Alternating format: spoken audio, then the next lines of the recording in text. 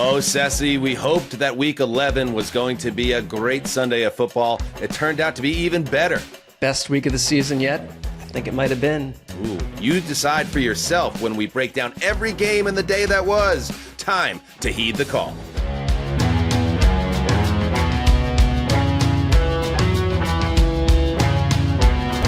Hey-o, welcome to Heed the Call, an NFL podcast. The Week 11 recap, the flagship show, often imitated, never duplicated. Dan Hanzus here with Marc Sessler, Conor Orr, Justin Graver on the ones and twos. And man, do we have a lot to get to today, Mark. We do. I don't think you can imitate what we're about to do because it's a rich, dense, beautiful Sunday of football that I believe only the four of us can handle verbally. Well said. Conor, do you feel equally confident that on what was the best Sunday of the NFL season that we'll be ready to handle the opportunity and responsibility, quite frankly, that sits in front of us? Yeah, it really was like the best season, the best Sunday of NFL football so far. My wife always says everything's coming up Conor, and everything has come up Conor today, including all of these games. So I'm ready. I like that. No, not Your everything. wife believes that. That's interesting. Not everything, Dan. We'll get to that then. Oh, we will. Not everything. This is my final show taping from this beautiful subletted loft in New York City. So if you hear, honking taxi cabs or, hey, I'm walking over here. Or, hey, how about a pizza? It's because I'm in the Big Apple. Sure. Remember that. Okay, cool. All right. When does this woman arrive home? Like No one knows. Okay. I did wonder if she knows. was behind the fireplace at some point, just bricked in there, Or come down it, sure. Yeah. Bricked in the fireplace? Yeah, like the thought was Cask of Amontillado. Yeah, like maybe it's not. Yeah, Mark and I were reading Cask of Amontillado. We were talking about it the other day, so that started rolling the idea. But then also, like, if it was sort of a stage thing, like maybe she absconded and left another dead body in her place, like in a closet somewhere. Like, have you checked all the doors? I mean, I don't know, but I quite frankly, we could pivot the entire brand to remember when they did that podcast, Finding Richard Simmons, and he was just like in a house, it turned out, just retired. Right. Like Finding Claire Jacobson or whoever this woman is. I don't know. Anyway, we have way too much to get to. So we got to be focused. We're an NFL podcast covering Week 11, the flagship show. And let's start where we must start. Sunday Night Football, a huge matchup of two Super Bowl hopefuls. One looked a lot better than the other.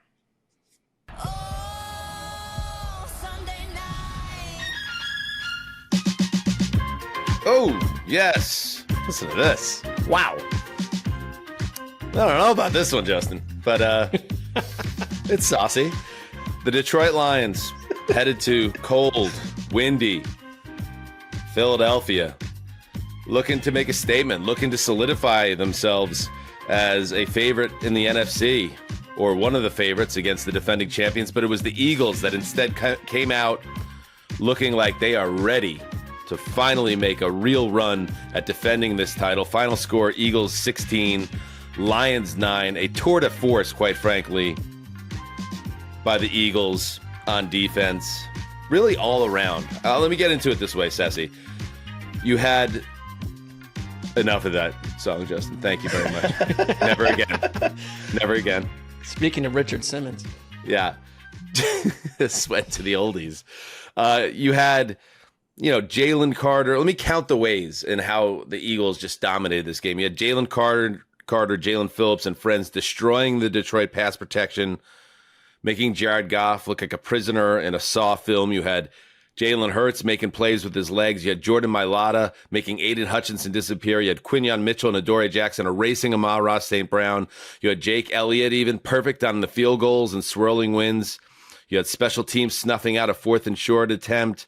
You had everything you could ask for from the Eagles, but especially the execution of the defense, which was just dominant against a high-power Lions offense. It was kind of just a brand, like a beautiful ad sales for what the Eagles defense has become, and they're better than somehow last year's defense. And I mean, it's like everything the Lions want to throw at you, which is we're going to, under Dan Campbell, aggressively go for it on fourth down and put that pressure on you. And we're going to be as aggressive and free-spirited as any offense in the league under Dan Campbell. And you shut them down 5 times. 5 times, 5 drives 6. end in downs. 6. That's wild. I mean, it's just like you took everything we know about Detroit and everything we know about Philadelphia's defense, and they clashed, and it was kind of a wild watch. And I just think like something about the way that the puzzle pieces of this defense right now fit together, with Jordan Davis doing what he's doing. Michael Carter brought in at the trade deadline to be used on fourth down against Amon-Ra St. Brown in certain ways. And Jalen Phillips, who in 2 games over the course of 1 week has been an utterly beautiful addition to the whole thing. So it's like they find a way to get people to just fit what they do under the Vic Fangio defense. And it isn't like this, their offense still has issues, but like when you got this going on, you can neutralize and I think take the will and break the spirit of your opponent. And they broke the spirit of the Lions tonight on offense. Mark's totally right. And this isn't just an example of like defense winning games in like the banal sense. It's like they had that clip earlier in the game of Nakobe Dean following Jahmyr Gibbs out of the backfield and running with him stride for stride and just completely shutting a route down. And you're thinking like, okay, this is probably like their second or third most athletic linebacker, at that position. They're going to be able to match up with anybody perpetually through the playoffs. It's like on any other team in the NFL, this offense is a problem. But in this, it's just sort of like almost like a Rex Ryan-esque secondary feature. It's like, this is just a tool to drain the clock and to turn it over to these guys who can do everything. It really is spectacular.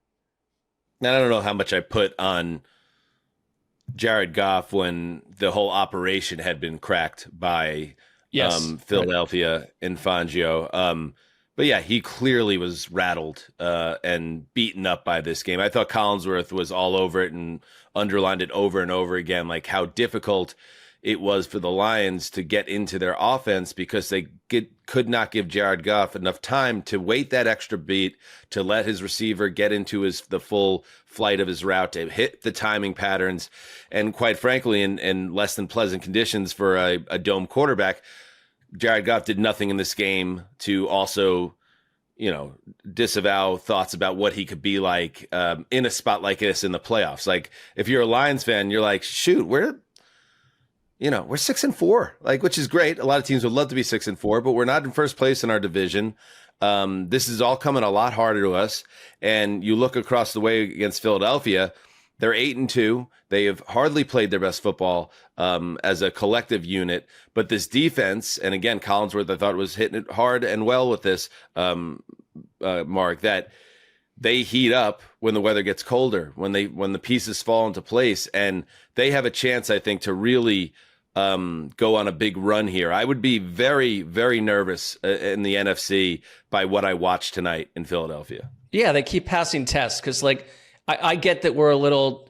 We could question the Packers whole situation, but that was just 6 days ago or whatever, and now you've done it to the Lions. So they keep passing tests, and I thought tonight what they showed off, which is not celebrated in today's league, was total brutality. They brutalized Jared Goff, and there was one play where Jalen Phillips and another defender just essentially would have Black Dahlia'd him if he'd have been a different situation. It was a rough hit. And Wikipedia on that, folks. Exactly, but it's just. Yeah. I think that they play a certain way, and I trust them to win in any weather condition in any stadium. And it's not that I don't with the Lions, but you're kind of left just with questions about the quarterback on down. I think Goff has been a celebrated, accurate, wonderful player, but then you put him in these conditions and you're just kind of left with some question marks. Sessy, 14 for 37. Right. Goff was today. Connor, that was it was you could tell, that he just had to look like, man, I cannot wait to get in the hot tub after this one, or just to disappear for about 3 straight days if I can. You do wonder a little bit about, I mean, we talked about this on the Thursday show, right? Like we celebrated Dan Campbell taking over play calling, but it was in a very advantageous situation against an opponent that was better suited for a coach just taking over play calling duty. You do wonder if like another play caller, or if he was back with Ben Johnson, would have put him back there like 37 times versus only having 21 total rushing attempts, 12 for Jahmyr Gibbs and 6 for Montgomery. I mean, the Northeast weather, we're going to talk about it in the Giants game, is brutal. Like there's shit blowing around in my house right now. It sounds like there's like ghosts outside. And so that's the entirety of that game. Do you really want your quarterback dropping back 40 times in that? I don't know. We need to say this before we go to break, but when the Lions punted with 5:10 in the fourth quarter, it almost felt like the white flag being sent up by Dan Campbell, which is unthinkable if you know this coach and his mindset and who the Lions have been for years under his leadership.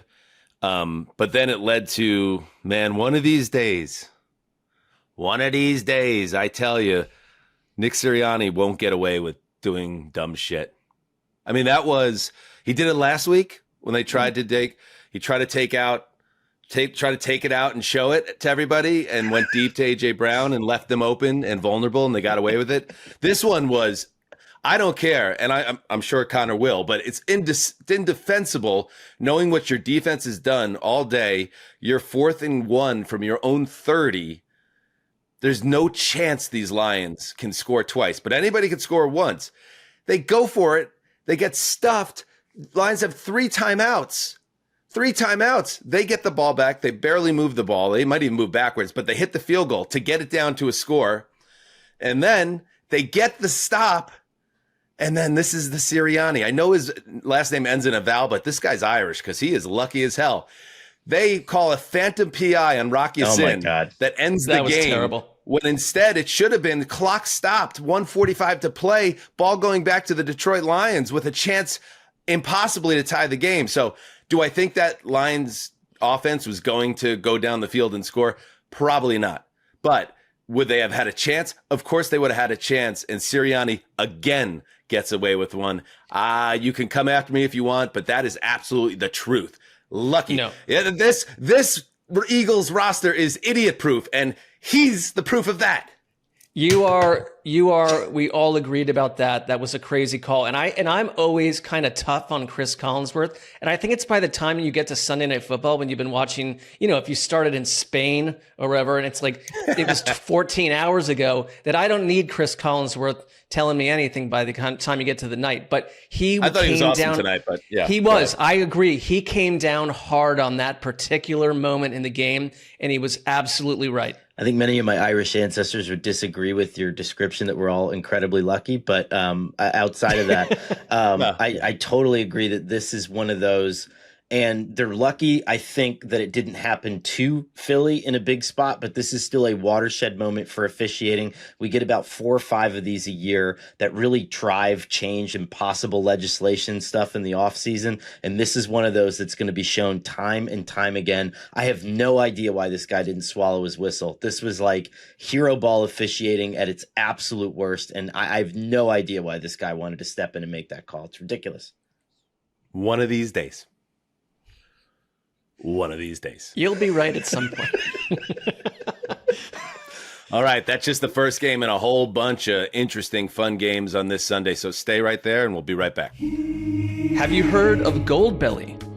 It's basically a lifesaver disguised as a website where you can order the most iconic foods from restaurants all across the US, and they'll ship them right to your door. It's perfect for hosting Thanksgiving without losing your mind. And with Black Friday around the corner, it's also a genius move for holiday gifting. Goldbelly has everything: smoked turkey from Salt Lick Barbecue, lobster mac and cheese from Maine, and of course, the mythical pie cakin'. Because why choose between pie and cake, Dan, when you can have both?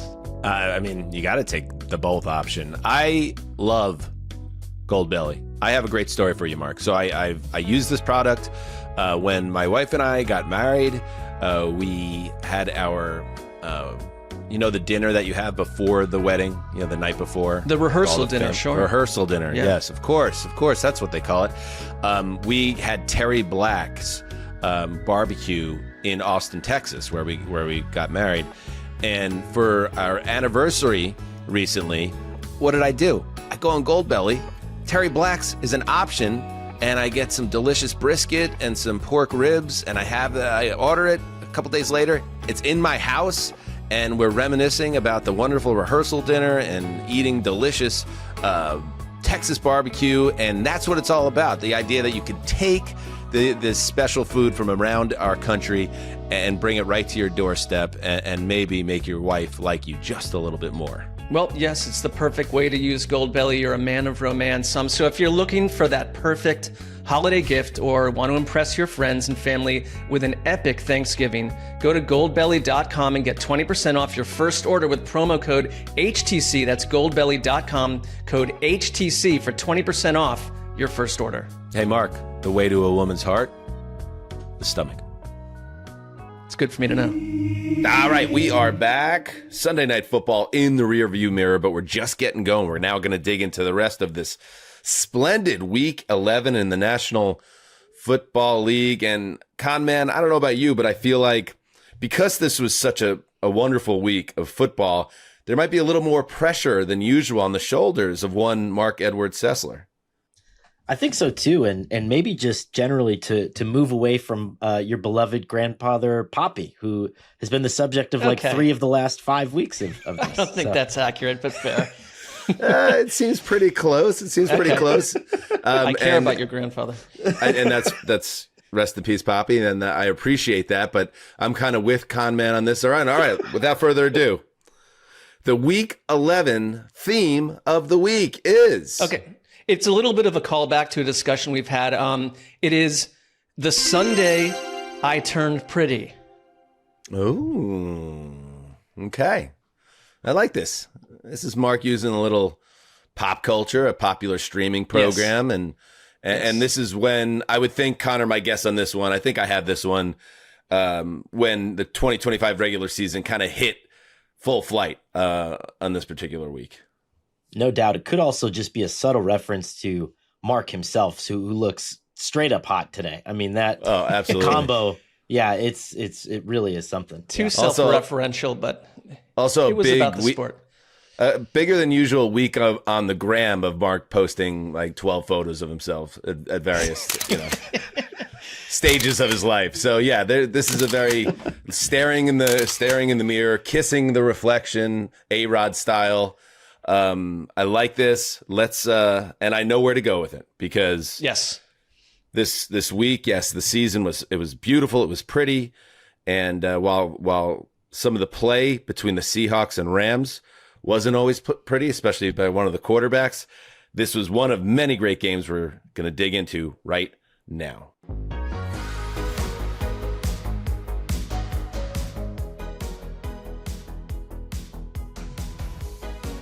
Yes, the Seahawks and Rams, both 7-2, both with designs on winning the NFC West, claiming the top seed in the NFC, and taking the short path to Super Bowl 60.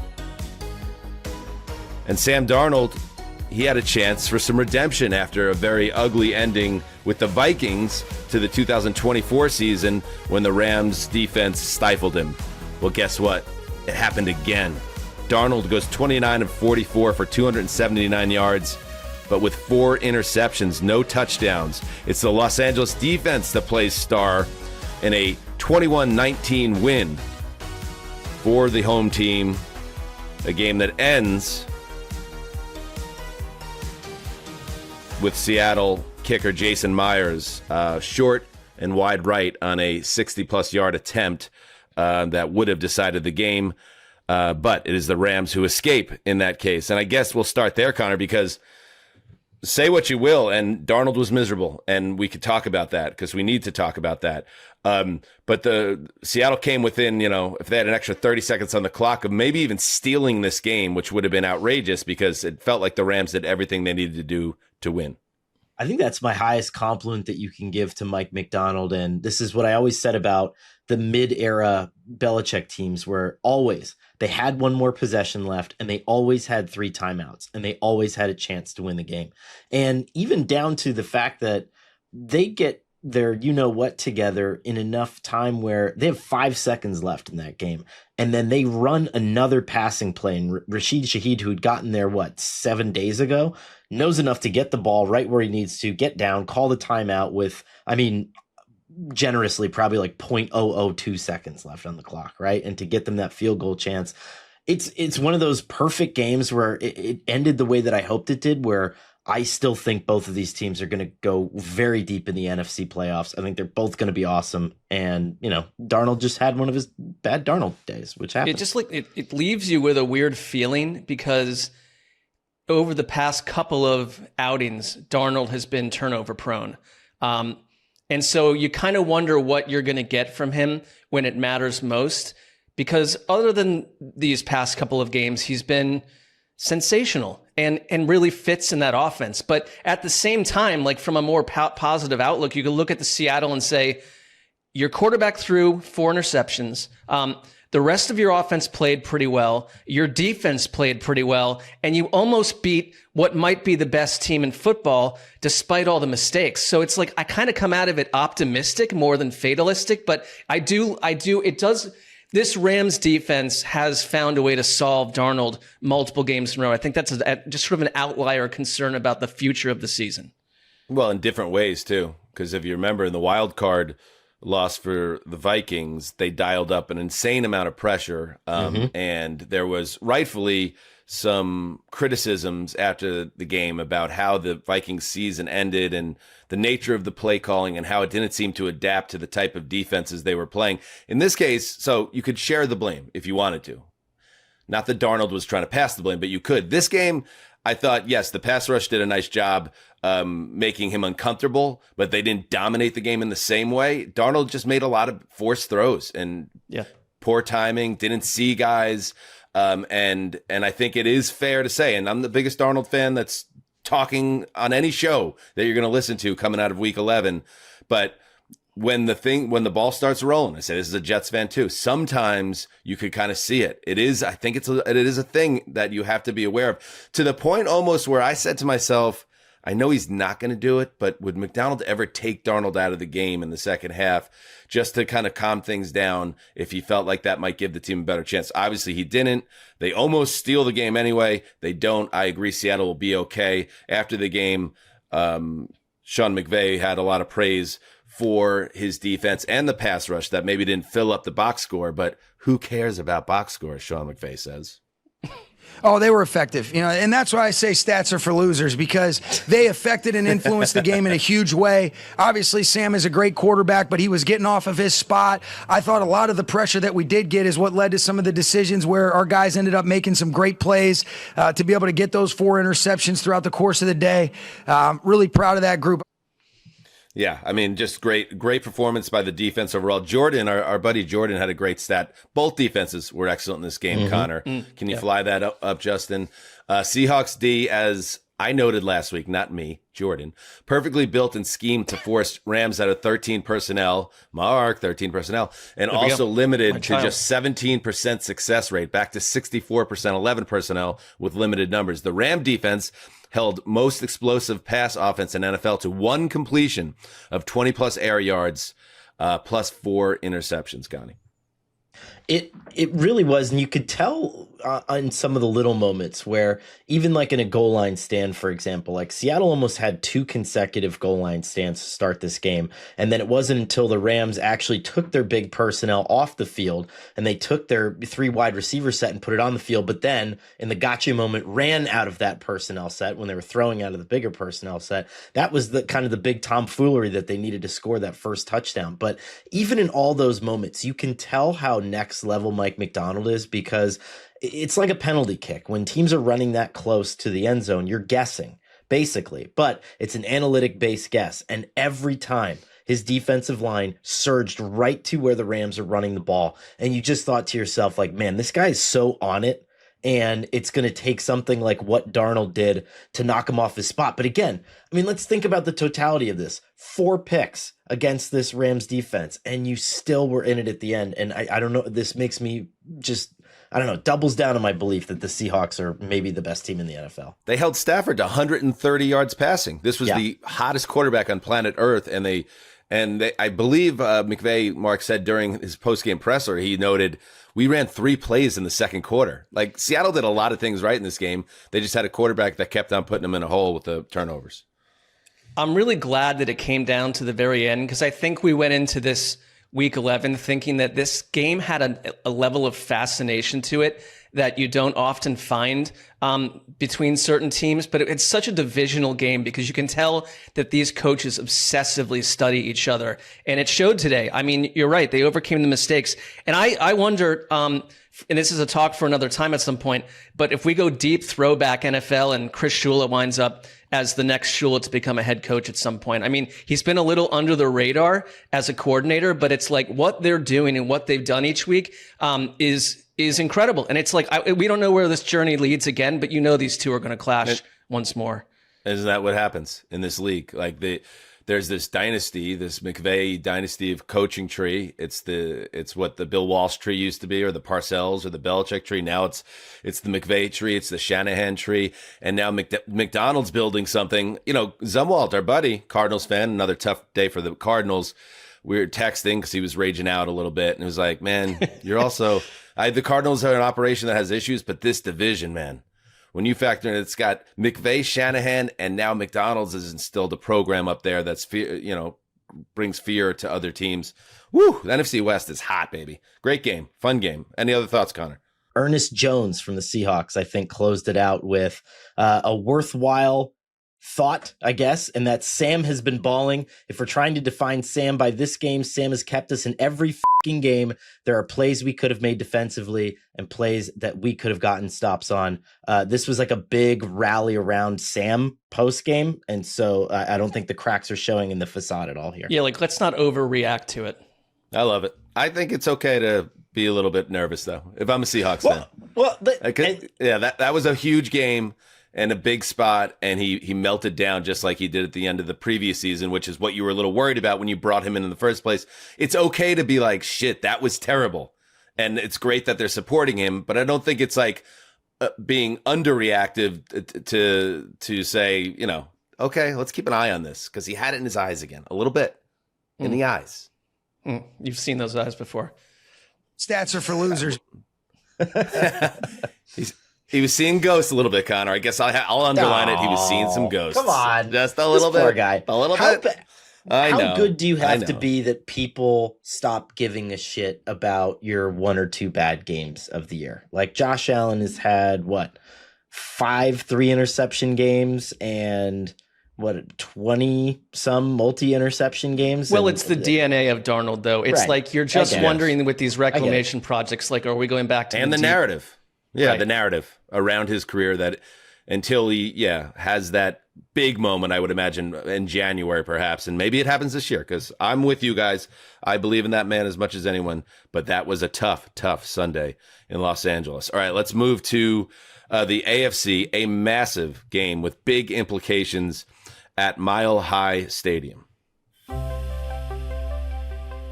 Invesco Field at Mile High. Enough. Corporations, man. They are the death of America, but they keep us going as well. Capitalism. All right. Conflicting thoughts. The Denver Broncos are the team of HTC. Why? Because they're all grit, baby.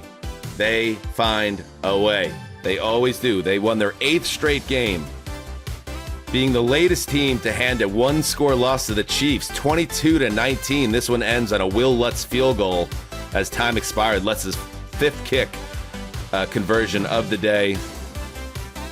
And the Broncos all but bury the Chiefs in the AFC West. The Chiefs are 5-5. The Chiefs, Justin Graver, who watched this game, we all watched it, but Justin's the lead dog on this one.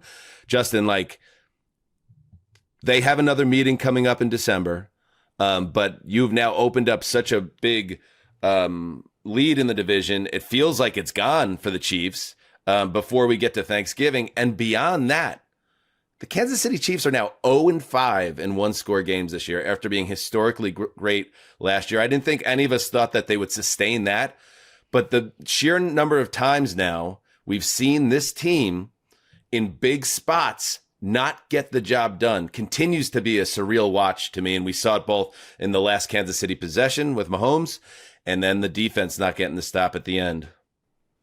And a lot of people think winning one-score games can be a skill, and then a lot of people think it's one of those reasons why you point at certain teams in the offseason and say they're going to regress because look at all the one-score games they won. And Jim Nantz pointed out on the broadcast, and I was thinking about it too as this game was winding down and the Broncos were getting ready to kick that game-winning field goal, was the Chiefs extended their undefeated season last year on an insane play where they blocked a Broncos go-ahead game-winning field goal.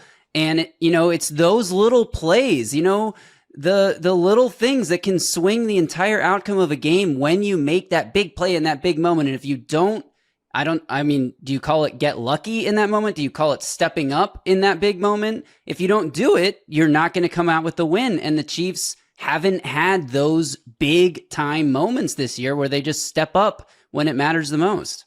And we've talked about the fact that if you're any other team in the West, you've got to learn, like, locker room wide, how to psychologically tussle and beat the Chiefs. And the one thing that's been consistent with Sean Payton's Broncos, and of course we know they've had a good defense the whole time he's been there, but they have kept Kansas City at bay on offense, and it happened again today. And I thought the other thing I would just say is that coming off a week where there were a lot of think pieces and negative thoughts about Bo Nix, he made some money throws down the stretch here. That throw to Cortland Sutton, the 48-yard shot to Troy Franklin. It's like he did what he needed to do on his side of the ball to get them in position to take out the Kansas City Chiefs. Vance Joseph was awesome on third down today too. And I mean, I know he's the coach, but like the coverage on the back end was really sticky. And then you would just, maybe you'd send your corners, maybe you'd send somebody from the secondary. But if you go back historically, he has been lights out against Mahomes every time he's faced him head to head. It's like less than one touchdown a game, over one interception per game, 3+ sacks per game. Like Vance Joseph has this guy figured out. And I wonder just more broadly, like, I mean, as we're looking at this team, they have like a 50% chance of making the playoffs. Is this like the domino effect of like a division finally just hiring a bunch of good coaches around them? And this is something that never happened to the Patriots until Sean McDermott got there. And, what that's like and how significant it is that it happened a little bit sooner into their dynasty. I'm open to that. This is the first game where I'm open to it because there were a couple times in the fourth quarter of this game, and it was a great game. It went back and forth. It was tight the whole time. Where it's like, okay, this is the moment where Mahomes goes on a cold-blooded drive down the field, and they steal a game and break Denver's hearts like they've been doing forever over this incredible run. And it was fitting that, it was I think it was the third down play on the last Chiefs offensive possession where it ends with a sack. And it was a blitzer that comes free.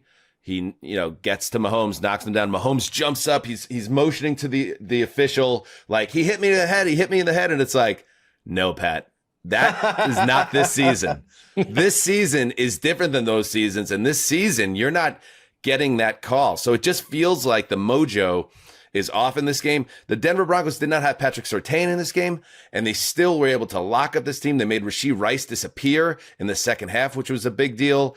You just what a great effort. And after the game, Bo Nix spoke with Tracy Wolfson of CBS, and he appreciated it. Because I don't like when a Wolfson type asks, like, what did this game mean? And then a Josh Allen or somebody would be like, hey, just one win. Like, no, it meant something. This is an important game, and he spoke on that. It was huge. I mean, this was a must-win going into the bye week. They have a really good team, and we hats off to them. They played us really well. We knew it was going to be a tough game. We knew we were going to have to play really well, especially down the stretch. And Lutz is just getting good at those game winners.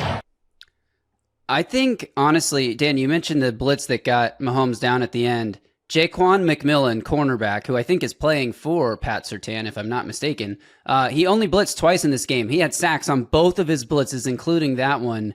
And I think what I honestly believe the difference in this game is that Bo Nix outplayed Patrick Mahomes. And I never thought I would say those words in my life. And Nix has had a pretty up and down season overall, but I thought Mahomes was not great in this game. I mean, he really only completed one good big downfield pass, and it was a great throw, but he missed on a number of other downfield passes where he had guys open. He got bailed out by what I thought was a pretty weak pass interference flag on one. I just think they should take this rule out of football. If you underthrow a receiver by like more than 5 yards and the defensive back runs into the receiver coming back to the ball because you made a horrible throw, you shouldn't get yards for that, but whatever, different discussion. I just thought Nix, like you said, Mark, time and again, he hit Sutton on that final drive. He hit Franklin a number of times. He hit Pat Bryant down the field. Like, he was creating explosive plays with his arm, and that was the difference in this game. Let's talk Chiefs and penalties for one more second, because I thought it was interesting and I looked up the per game stats. And so last year, the Chiefs were penalized 10 times or more in a game one time. This year already, and this is we're 11 weeks into the season, this is their third game of 10 or more penalties. They had 13 in the season opener in Brazil, if you remember that, and then 10 twice more, 10 today, and big holding penalties in the red zone that are being called against the Chiefs in this game. And so, like, I'm not saying that this is like the dismantling of some deep state conspiracy, but I'm saying, like, it really does suck to have to get called for penalties like everybody else. And now they're finding that out. I went into this. We talked about it in the Thursday show. This is a Chiefs game. The Chiefs are going to win. They're going to find a way. And it's like, they needed this game, and they did need this, and they didn't get it. And now I think they're sitting ninth in the AFC playoff picture, and it's going to be now a dogfight to just make the playoffs, because they can't win close games. 0-5 in close games. And I think it's all of us have to start being aware that this is a different season, including Tony Romo. I don't want to pile on Tony Romo every week. I don't. Tony's doing he's doing his best. And I thought actually on the last possession, him and Nance were pretty locked in, and he kind of saw the game well. They set it up well. But at one point, this was late in the first quarter, and what was already shaping up to be a bit of a stalemate, offensive stalemate, Romo just defaulted into like Patrick Mahomes' default. Patrick Mahomes is a sorcerer stuff. And it's just like, take a deep breath and realize maybe this isn't the same. Listen to this. I'm going to tell you, early in games, I just see certain things that kind of flash. Kansas City is going to be aggressive, and Mahomes, you see and feel his sense of urgency, not just throughout the week with his communication, but the way he's playing right now, Jim, watch out. Looks to me like he might be in the zone today. I mean, Dan, this has been on my radar for like 8 years, but he's got a deeply ingrained, unalterable Mahomes fetish, and you can't just shake it off in 2 weeks like the rest of us. It is ingrained. This was halfway through the first quarter after Mahomes had missed those two downfield, went 3 and out because he missed 2 wide open receivers. That's what I mean. That's what I mean. I'm like, why is he saying this right now? And like to the Marchand write-up last week, it's like you could tell after that, if we would have played a little longer, what is Nance supposed to do with that? Like, what is that analysis? Like, he just has that look in his eyes like, all right, buddy. Right. It's unrewarding for Nance. I would agree. So do you guys think the Broncos have this division locked up? Yeah. You know why? Because they're going into their bye at 9-2. They are 4 wins ahead of the Chiefs, 2 wins ahead of the Chargers, who we'll get to. And they just I'm going to go Romo. They just got that look. Like, they know how to close out games. They pass every test. Every test they pass. Yeah, and they're they only beat the Eagles earlier this year. You could point to their wins and the fluky or the ugly nature of some of them, but you could also look at their losses and be like, these fuckers could be 11-0 right now. They're built to win this division. Give it up. Like, that's how they were constructed. That's a big win. So. That's a big win.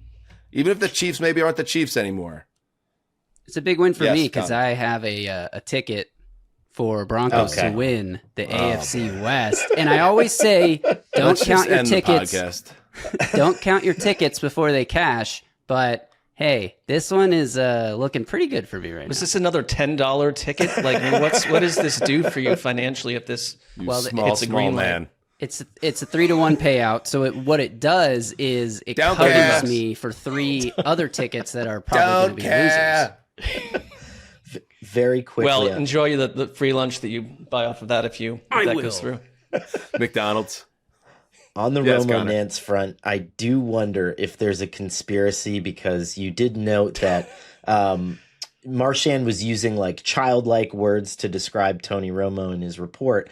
And then Jim Nance, after the field goal block in this game, just casually happened to mention that the blocker on the Broncos was 6'7".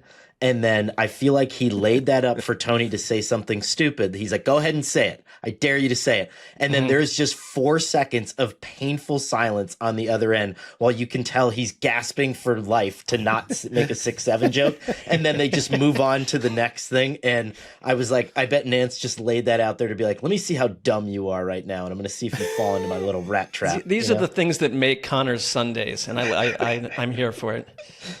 But just to put a bow on it, were you disappointed that he didn't do it, or were you proud of him that he was able to refrain?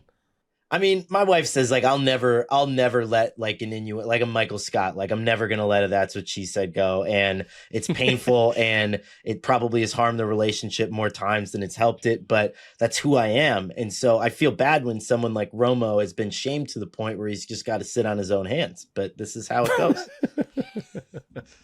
Congratulations to the Denver Broncos, the team of Heed the Call.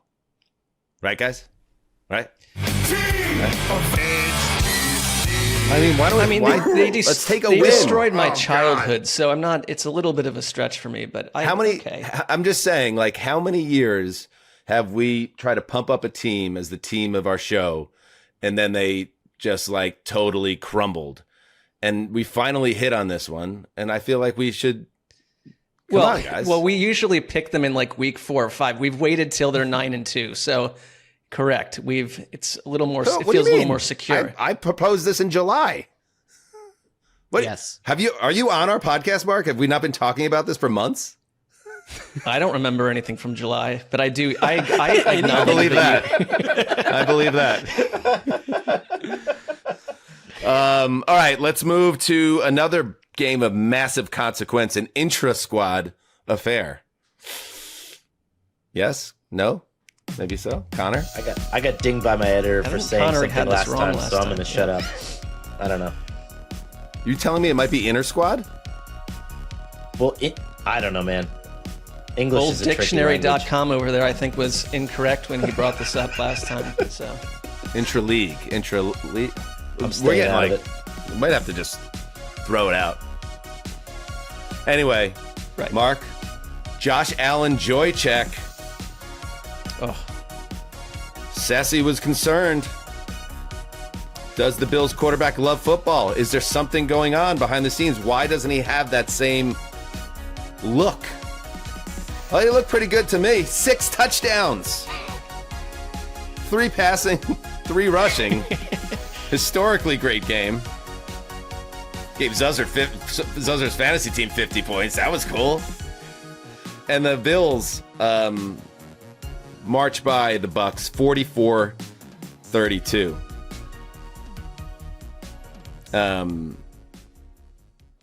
He's just, I mean, and the game starts, it couldn't have started worse for Josh Allen, who, Mark, on the first Bills possession, he gets hurried in his end zone and tries to flip a pass over the middle like Darnold style, gets picked off, leading to the opening points for the Tampa Bay. But that Allen offense from that point on was almost unstoppable.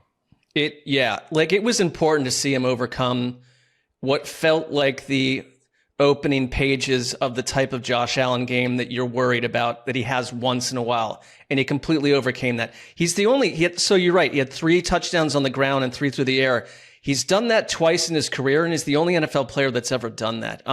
That's the power of Josh Allen. And it's like, if you're the Bills' experiences, you just kind of let him go and you hang on and he's going to do it for you. I thought what was very different about their offense after that initial turnover today was a certain type of aggression and confidence through the air. I think it's been fair to say that they've not looked plentiful through the air with the wide receiver type issue. Wide receivers, and it was a weird cast of characters, showed up today. Keon Coleman was made inactive before the game. And players talked afterwards, and it sounds like Keon Coleman has some winning over to do inside that locker room and some growing up to do as a young player. He missed the Friday meeting. Right. And it's like, that's, they somehow looked more cohesive minus him. Guys like Mecole Hardman, who's barely been there, like had a huge kick return. Ray Davis had a big kick return as well. Ty Johnson made a huge 52-yard touchdown catch. Curtis Samuel, Gabe Davis. Like, these aren't classic number one wide receivers, but Josh Allen walked out into halftime with 55 yards through the air, and they just looked like the offense you've been waiting to see from a passing angle. And it was pretty impressive against a good Bucs defense. I was watching this. This game brought me more pleasure than I usually feel on Sundays when you're trying to watch multiple games at the same time. It was absolutely delightful, and Baker Mayfield balled out too in this thing, and they really battled. And I just thought to myself, if this was ever, and it's going to take a lot to get there, but if this was ever the Super Bowl matchup, it would be one of the most delightful rematches of all time. It was really great. The one thing that concerns me about Buffalo, before I pass it off, is that the Bucs ran at will on this defense, 202 plus yards. Sean Tucker went wild on them. And it's like weeks in a row where the Bills defense cannot stop anyone on the ground. And I don't love that from a December, January angle. I'll leave it to you. I'll throw it to you guys. I spent like the last week looking at what is Joe Brady's whole thing? Like, what is his philosophy? What does he believe in? And I went back to Carolina, and I went back to some of the other stops that he was at, and all the way back to LSU. And I'm starting to get the philosophy from a kind of a ground standpoint, and like, we're going to make the team defend every blade of grass. We're going to put different guys in different kind of personnel settings. We're not going to make it like Josh Allen and a couple good receivers going deep. And that all makes sense to me until you watch Sunday's game, and it's just like the glowing man from NBA Jam, and then nothing else makes any kind of sense. And, he will throw the worst interception that you've ever seen in your entire life, and then he'll run sideline to sideline and then just fire a ball to, what was it, Tyrone Shavers was the name of the guy who caught that first touchdown catch? And that was who essentially sort of replaced Coleman. Sorry. Yeah. And so to me, it's like, I think at this point we should stop arguing about like, and I do it all the time. I've led the charge. This guy's rushing too much. This guy's doing too much. It doesn't matter. Like, he's just going to do this, and the Bills are just going to have to go along for the ride. And one playoffs, he's going to be on an uncomparable heater and lead the Bills to a Super Bowl. And it may be this year and it may be never, but it's one of those things that they're just going to have to accept how unpredictably great he is, and then how in like 20% of the games he's just not quite there. There is no system. Like, there's no scheme. It's just Josh, You take a game like this, and I didn't think Baker played great in this game, Mark. I thought he was. I think Baker's a great quarterback, but I think Josh Allen's like a Hall of Fame level quarterback who, when he's in his bag like he is today, he just blows everybody off the field. One quick thing, though. I think that Baker, Connor made a great point on Thursday that we've had a less than healthy version of Baker, and it took away his work on the ground. He was a fascination on the ground today. Fine. Yeah. I mean, he was, but he wasn't anything close to what Josh Allen was in this game. And all I'm saying is like that, and that's less a takedown of Baker, although that offense continues to be stuck in the mud a little bit, and it's been that way for over a month now, and keep an eye on it. Allen, without Dalton Kincaid, without Coleman, who's a knucklehead and got himself knocked off, it didn't matter. Like, he's one of those guys that can just say, today I win. Like on those couple of those rushing touchdowns, it's like he's just like a bull in a china shop going downhill, and he's a quarterback, and then he'll make some beautiful touch throws downfield. Like, he can do it all. He's truly special. I just think that on the Tampa side, I also kind of push back on like, oh, maybe we'll get a Super Bowl rematch. I just don't think Tampa is at the same level of these big time teams. I'm more saying that's what I would want. Okay, I don't think we're getting that. But let me just finish my point. Like, sure, Tampa Bay's had 2 weeks in a row against AFC East teams, and I think you saw again a little bit of the NFC South side of this conversation where they're going to win that division. I know that the Panthers are hanging around there, but I think in both of these games we saw the limitations, especially this version of Tampa Bay, which has not been able to overcome the injuries in the way some other teams have. You're absolutely right. I more meant like that's what I want than that's what I think makes logical sense. But they worry me because it's sort of packed into the whole Baker Mayfield thing where he's a little bit like the engine that could. Like, we don't truly think he's an MVP, but he's playing like that at times. And it wasn't today, but at times. And it's like, it's a great story and the Bucs are fun because of him. But I don't know how many heartbreaking losses you can take, because they only lose close games. And today's score got a little out of hand at the end, but like there were 9 lead changes in this game. It was just a classic like Bucs loss. And it's like, I don't want them to be defined this way, but they really find a way to lose games that leave you, there's a lot of blood on the floor. And now they go another test. They go to Los Angeles to face the Rams Sunday night next week. So that's going to be a challenge. Obviously, the Bills go to Houston on a short week, and Thursday Night Football, that will be another good test with D'Amico Ryans' defense playing well. But yeah. Oh, and it was a back and forth game. I don't know how it happened, but I did the blind lock and I got banged on it, and I had to cover 11. Daddy gets a 12-point win for the Buffalo Bills. You did in the biggest of all spots. At the very end. And there's one little, that was a big win for you because like that was gutsy. One little moment, because I think con man. One of the things that we love about this season are these breakaways to Adam Shine. Can we play this wild breakaway that I've listened to about 6 times in a row? This guy's crazy, man. Update with Adam Shine. Iron, JJ, Matthew writes the right stuff. 35-yard game-winning field goal for the Texans, who have the Bills coming up on Thursday night. Back to you.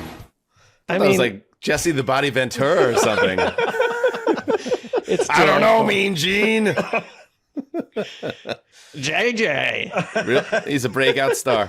He's absolutely a breakout star. Here's Josh Allen. Give him the last word on this one. Trying to stay as level as possible. Not getting too high, not getting too low. Starting off 4-0 and we're the best team in the world. We lose 2 in a row when we're the worst team in the world. And it's like, we don't want to ride that. We just want to stay here, stay consistent, continue to work hard, put together game plans, and go out there and execute on game days. What do you see, Mark? What do you see in his eyes? Well, I was concerned about him. I see someone that fought through whatever was going on before, and I'm not concerned anymore. Good. Great news. As if he cared or if he even knew that I had any concerns, but... Somebody tapped him on the shoulder right before kickoff. He's like, hey, Mark was talking on the podcast this week. He's worried about whether you still have the joy in life. It's like, you're like that blogger from NFL.com? Yeah, that guy. All right, let's take a break, and we keep rolling through this excellent Week 11. Okay, guys, it's 2025. Those days of only going to the doctor for emergencies are over. No more waiting until, the night sweats turn to all-day sweats, or your fingers go numb texting, "I'm fine," Dan. Yeah, I remember those texts in the old days, Mark, but no more. It's time to take our health seriously and get things checked out when we need to. That's where ZocDoc comes in. ZocDoc is a free app and website where you can search and compare high-quality in-network doctors and instantly book an appointment. You can filter for doctors who take your insurance, are nearby, and fit your schedule. Plus, see verified patient reviews so you know you're in good hands. ZocDoc makes it easy to find care for anything from primary care to dental, therapy, dermatology, urgent care, and more. And you can see real appointment openings, then book right on the spot. Most visits happen fast, within 24 to 72 hours, and sometimes even in the same day. Sessler, save them fingers. Yeah, the other week I woke up with a sore throat. It seems like it happens to kids, happened to me, an adult. ZocDoc made it so easy. I just got a quick appointment. I was in there within 24 hours, and in LA, that's not always easy to navigate, and they made it as simple as possible. Bang, A to Z. Think about that. Sessler's vocal cords were in danger. He's a podcaster. He's a very important person. Anyway, stop putting off those doctor's appointments and go to ZocDoc.com/heed to find and instantly book a top-rated doctor today. That's ZocDoc.com/heed, ZocDoc.com/heed. All right, we keep moving. Let's go to the NFC North, where 9 was looking to score a big division win at home. Let's see how it went.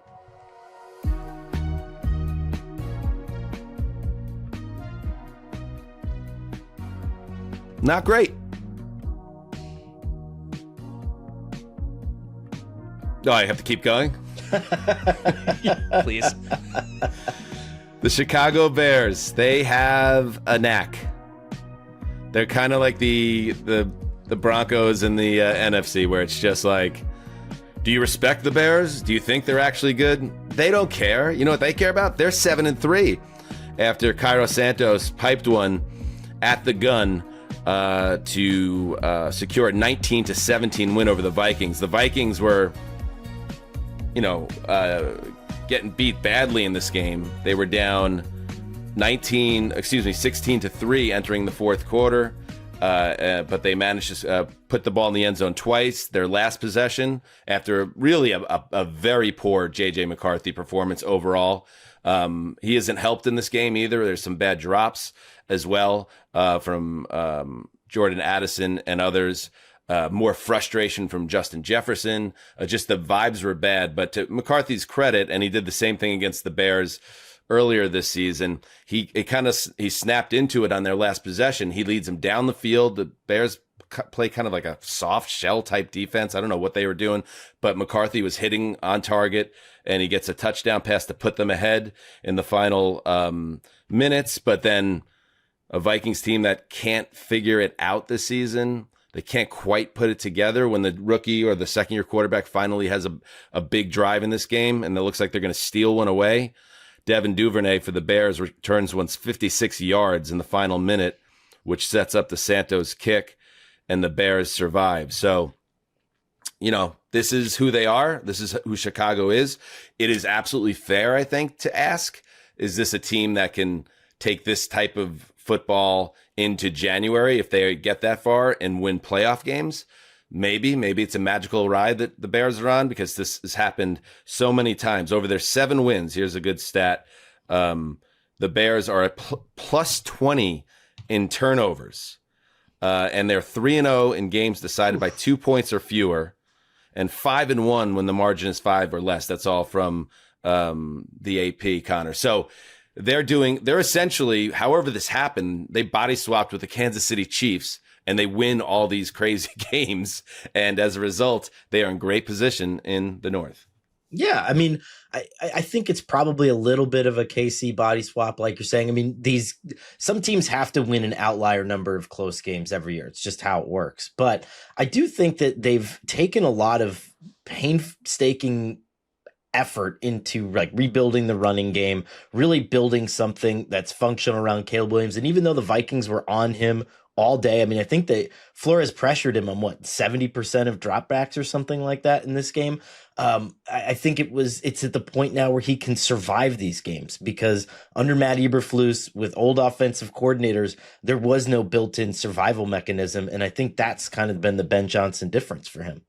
It feels like the one place in football or in the NFL where, like, if you did that last week and the week before, there's just a different level of belief that you're going to do it this week. And like, it doesn't always translate from season to season for obvious reasons, but they are kind of doing that. And like, I mean, Ben Johnson mentioned it directly, like in the locker room a week ago, then they just went and did it again. And, it helps when in this rugged, crazy division that a team like Minnesota, to Dan's point, is struggling to string together wins and have lost some of their identity. And it starts at quarterback. And like, I'm probably the one that would preach patience with all these guys that are in their essentially first seasons, because that's all McCarthy is right now. But you leave a little concerned. I liked what he did at the end of the game. Like, there's something about him that kind of like makes you feel like it could stir some magic, but he's also like a young quarterback holding the ball too long. And, it's a work in progress. And their season is sort of, it is what it is. And it's like, their goals are fading away where the Bears are growing up very quickly. Yeah.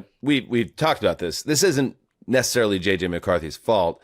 It's somewhat unusual circumstances that he inherited a 14-win team, but it wasn't also, this isn't on him. It was just more like an organizational decision that they were going to turn the keys over to him. They're not going to bench him. They're not going to put in Max Brosmer at this point. I mean, where they are standings wise at this point, this is now, it's turning into almost a developmental feel. When you watch this game back, if you didn't have a chance to watch the game, his first 3 quarters, it's as bad as it can get. I mean, he was unplayable. But to his credit, and what you're saying there, Mark, is his last 5 passing attempts, all completions, culminating with a go-ahead touchdown. So yeah, there is that kind of moment in him. Now can he smooth all that stuff out? And I think if you're a Vikings fan, it's frustrating because you went into the season with high hopes, but you just kind of have to change your mindset on what the rest of this Vikings season is, because I think there's going to be, even if there is growth, Connor, with J.J. McCarthy in 2025 in these last 7 weeks or whatever, there's also going to be the stumbles where they're going to end up losing some more games. And it's going to take them out of playoff positioning. I feel like this was the week where it's like, okay, this is going to become a different type of year going forward.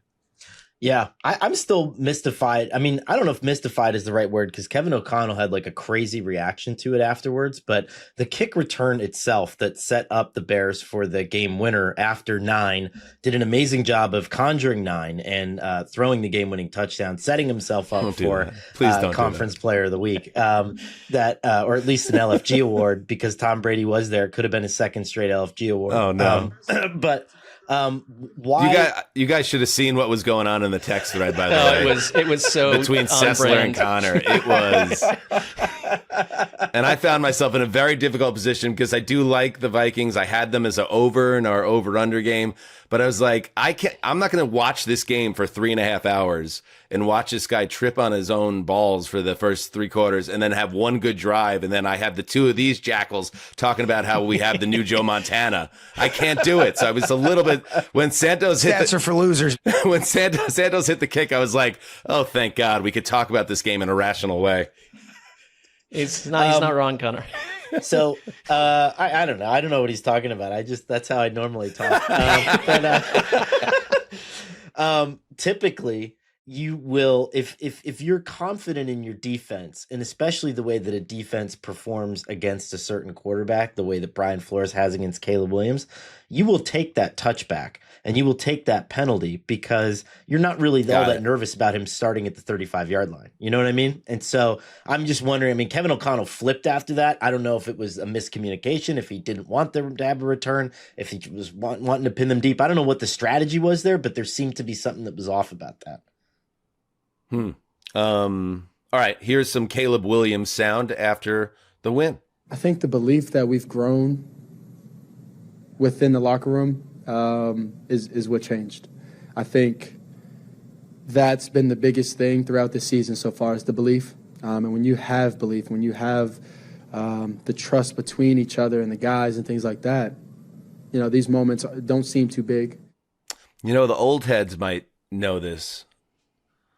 2001, I think you had a Bears team that had a similar type of energy. It was a Urlacher team. There was a bad quarterback, but they kept on finding ways, and they pulled out wins with a ton of punt returns and turnovers.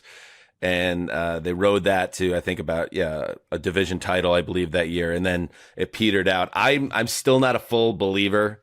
I'm more of a believer in Denver than I am in Chicago, put it that way right now. But again, Bears fans haven't had a lot of exciting seasons in the last 30 years or so. So enjoy the magic carpet ride and enjoy Cairo Santos in the locker room. Everyone, check it out on YouTube. Smash the subscribe button.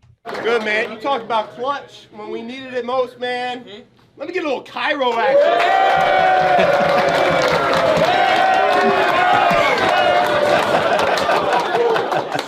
No, maybe the worst locker room dance ever right there. They shouldn't have let him talk after that. That's Kickers, how I man. dance. There was a little Sesslerian vibe to it. That's fair. Can we just see that dance one more time, Justin? Oh, yeah. That's a little Sessler at the cozy after he comes out of the restroom and joins the group by the pool table. Yeah, Sure. I can see that. I love it. Good vibes. All right, let's head to the Meadowlands. Bum, bum, bum, bum, bum, bum, bum, bum, bum. I love the song. Love watching Jameis. You know, small sample sizes. I thought this Packers-Giants tilt was set up well for an upset. You had the Bisaccia bump vibes with Kafka replacing Dable. You had Jameis Winston coming in with Jackson Dart down with the concussion and Russell Wilson pushed into the cornfields. But credit the Packers because the Giants did fight, as they do almost every week. They take a late lead, but Love leads the Packers down the field in the fourth quarter, and they finish off the Giants 27-20, and Green Bay, which has been on a slide offensively, specifically Mark, maybe didn't light it up in this game, but they showed signs of life, and they survived what would have been another very bad loss. Yeah, you're right that like it felt like we were watching a developing upset unfold because Green Bay did what they could from a certain point of view. I think they had 7 drops on offense and also dropped 2 to 3 would-be Jameis Winston interceptions on defense. So it's like this could have been a wipeout had they been very efficient, but Love, who I thought was sort of all over the place today early on, kind of got hot down the stretch. Christian Watson made a couple money catches. Like, he really stepped up when they needed him most. I called that. Did you? Well, I said Watson was a guy that they were going to really need to step up, and I think he's really doing that in this offense. Thanks again for listening, Mark, to the show. Okay, no, that go on. Speaks to your acumen. But it was a real hot and cold afternoon because they also lost. They lost Jordan Love for a while, and Malik Willis was in there, and it was like, wait, what's going on with Jordan Love? He came back in the game. Thank you, a little Paul bit late Rudd. there, Mark. Justin, but okay. And then Josh Jacobs, though, left with a knee injury and did not return. So it's kind of like it was a little bit rough. You don't have Tucker Kraft at this point. Elgton Jenkins is not in there. It's like they're losing guys kind of left and right. And it really came down to, I thought, like, for Jameis Winston, and this was the most Jameis Winston game. He was delightful, but you're always going to get the point, to your point, where it's like the small sample size is a little more delightful because a big mistake happened late with a chance to get back into it. Throws a ball into the end zone intended for Jalen Hyatt. And this was not on Jameis. Try to watch it over and over. And the broadcast mentioned it too. I think Jalen Wyatt had like what would have been like a corner route and basically just stopped. And it landed right into the arms of a Green Bay Packer, game over. And they had one more chance to basically throw a Hail Mary at the end of the game. And Micah Parsons made the play that you were waiting for. He just dropped Winston to the rug. There you go. Parsons was pretty good in this game, but you lose your running back in Jacobs, who I think is the engine of this offense. And there were moments that make me think like Green Bay. We're not quite sure what they can be, but they're really uneven. They're really uneven. Here's the good news. Josh Jacobs, at least the initial reporting is that x-rays were negative on the knee injury. He'll have an MRI on Monday, so they're going to hold their breath and hopefully that comes back clean. As for Jordan Love, it was a shoulder injury that he... Left shoulder, though. Left shoulder, non-throwing shoulder. Here he was after the game talking about gutting it out and getting the dub. Yeah, it's exactly what we needed. We came in with the mindset, it's going to be a game, it's going to, whatever it takes. We got to find a way to go get a win and get us back on track. So, like you said, it's never going to be pretty, man. It's the NFL. You got to find ways to go win these games, and obviously was a close one. It came down to the end, but we stayed together, and guys just found ways to keep making plays all the way to the fourth quarter. In one quick note, like the wind, this is like, I can't think of a game this season where wind played a bigger role. There were 3 missed extra points early, and I think that definitely impacted the passing game for both teams too. It was like a wild, gusting wind, Connor. I can attest to that. I'm only about 20 miles from the stadium, and in a amazing stroke of luck, all the leaves that I have not raked blew right into my neighbor's yard today, and it was just like, dude, it was so God great. is real. God is real. Domestic victory. By the way, between the Bills cover on the blind spread and this, yes, God is a beautiful thing, and he's watching out for us all. Amazing. But yeah. I do want to give a little bit of a hat tip to Mike Kafka, who was just wild in this game. Like, took they won the coin toss and took the ball, which is kind of like a ridiculous ceremonial interim head coach move. But I think at one point, correct me if I'm wrong, Mark, but he went for it on fourth down 3 times in one drive, starting at his own 36-yard line. And I was like, correct. They were very aggressive. Like, let's just do it. You're only going to be an NFL head coach for probably 6 weeks. Like, go do it. You can tell Kafka likes Jameis Winston for all those like, just dial it up and go for it. And he looks like a head coach to me. He's got a mean grill to him. I kind of dig him. But you're right, they were hyper aggressive. The only way you can keep the job as an interim head coach is if you really change the temperature of the room, and then you flip every lever you flip turns green. Like, That's what I would do. I would just be an absolute maniac. Yeah. I would, and then maybe you're like the 2025 Chicago Bears where everything starts to kind of, the dominoes fall your way. I mean, what do you have to lose? I mean, good for him. All right, let's move on. Listen, you're a Giants fan. It's just like draft pick keeps getting better. There's going to be a lot of look at it this way. I don't think Kafka's going to be the head coach. But they're going to hire somebody. The fan base will get talked into the guy one way or the other. Scadaboo's coming back. Dart will be there. Malik Neighbors will be there. They'll have a high first round. I mean, you're going to be excited as a Giants fan. You just got to get through a couple more months of this. Giants fans always find a way to pump up their own self-experience. I've come to know that and for traditionally. And for all the hand wringing, and for you guys are the two biggest Giants fans I knew a couple of months ago. But like for all the hand wringing of the Packers, they're 6-3-1, and they got the Vikings limping into their building next week, so they're in a decent position too. All right, let's move on. Let's head to Georgia.